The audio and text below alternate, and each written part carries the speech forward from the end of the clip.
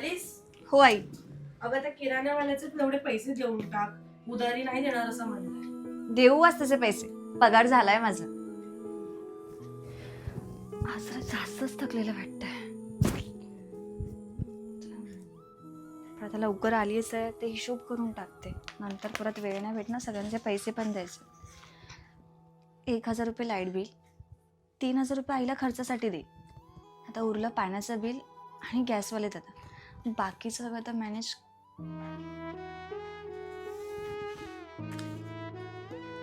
sorry बाबा, लहानपणी मला वाटायचं तुम्ही किती कंजूसपणा करता, पण तो कंजूसपणा नसून काटकसर